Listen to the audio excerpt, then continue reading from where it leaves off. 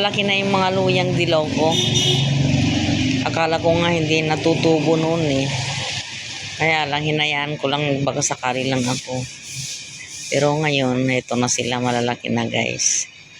Pagka may time ako, siguro pagka wala pa rin guest, paglabas nitong 8 nights na guest namin, siguro magtatanim na lang po ako dun sa transient. Ayan. Itatanim ko yung mga yan sa may bandang likod. Yung luya ko, hanggang ngayon hindi ko na naitanim-tanim dun sa may dun sa may timba na itim. Malay mo pagka mamaya, hinaan ko lang yung aking pinapakulong pampaligo ko dahil napakalamig ngayon guys. Opo. Itong mga nilaban namin nung nakarang araw, mag-isang linggo na, hanggang ngayon, naandito pa rin sa sampayan. Check natin. Ayan, pwede na pong tupiin. Tuyo na rin sa wakas. Oo. Hinaan po natin yung ating kalan. Yan, medyo sinisipag akong kumilos ngayon.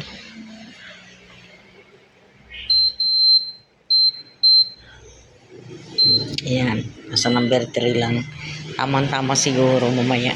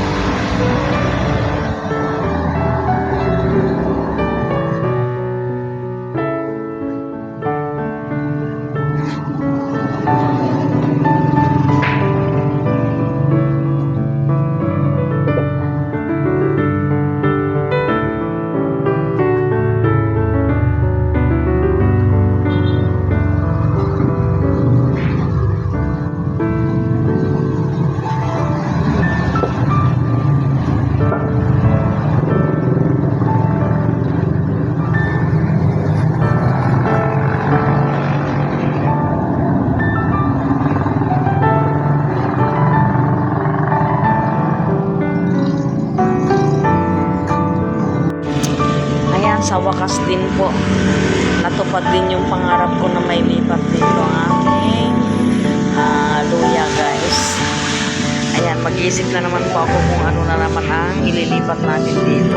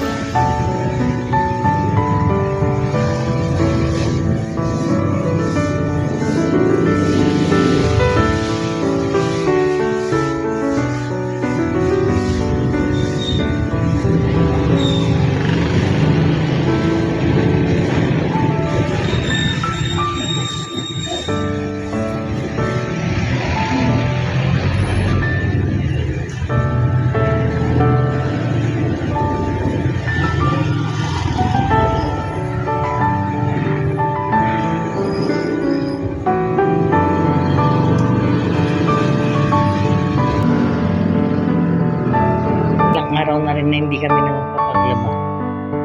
Yan, hindi pwedeng maglaba kami yan guys kasi maulan eh. Hindi yung magandang panahon. Minsan araw, tapos maya-maya wala pang ilang oras ayan, aambon na naman. Ang hirap kung matuyo ang mga labahin natin. Tingnan mo dito mga nakahangir dito. Ilang araw na po yan. Mga isang linggo na siguro yan. O wala naman mga 5 days. Alam niyo sa totoo lang guys, ngayon lang po ako nagpakulo ng tubig para sa aking pampaligo. Dahil sa sobrang lamig nga ako, alas 5 na nga ako ng hapon. Kaya hindi po pwede na hindi ako makaligo. Kahit isang beses lang sa isang araw guys. Kailangan kong maligo. Ayaw ko nang hindi naliligo bago matulog.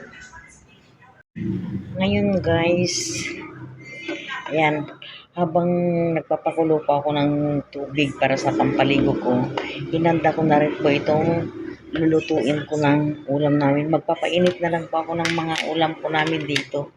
Dahil ako lang naman po ang nag-uulam ng gulay. Ito nagpalamig na rin. Ay, pinaanuhan ko na rin itong dinuguan. Uunahin ko munang pakuluan ito bago itong dinuguan. Para sa mag-ama. Ito na po yung aking kanin. Nagsaing na rin po ako. Ayan, kung napapansin po ninyo, bago na ho ang aming rice cooker. Ayan, ibinili ako ng bunso kong anak. Kasi ang hirap pong magluto dito. Hindi mo matatansya, minsan nasusunog, ganyan, napapabayaan. Halimbawa, pagkasalang namin, syempre ilalagay namin sa pinakamataas. Hanggang sa mabisi kami, makakalimutan namin dahil din sa kasi cellphone namin.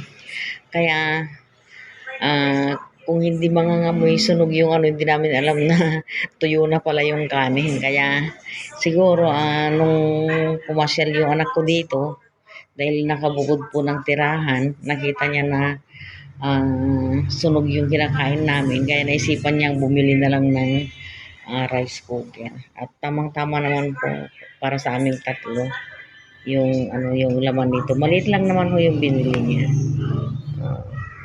Kahapon naman, sinama na rin po ako sa pag-grocery ng kanyang mga pagkain.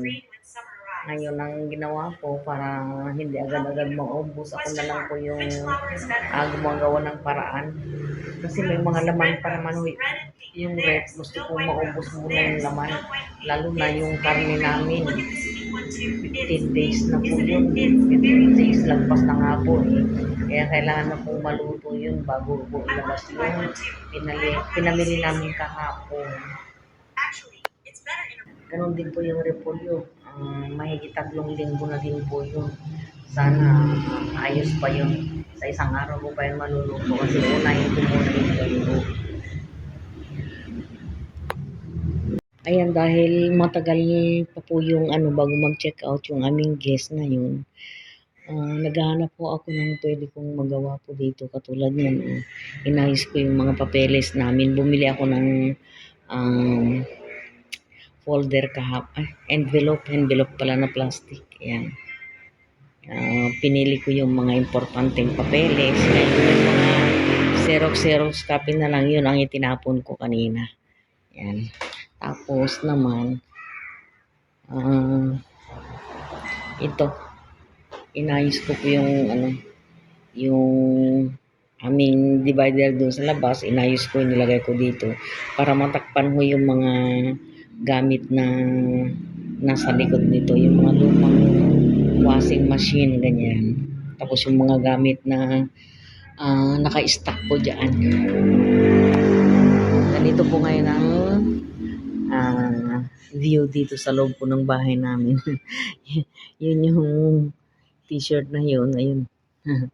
Pinapatuyon ko lang po yun. Yan, may TV naman din po kami dito. Minsan lang mapanooran kasi mas busy po kami sa aming mga cellphone. Ito na po yung dadalhin namin sa paglabas ng mga guests, guys. Tapos yung ibang mga nilabahan namin na kumot, Ayun, nasa itaas po, nasa itaas. Tapos yung nasa labas, ayan, tutupiin ko mamaya pagkatapos kong maligo.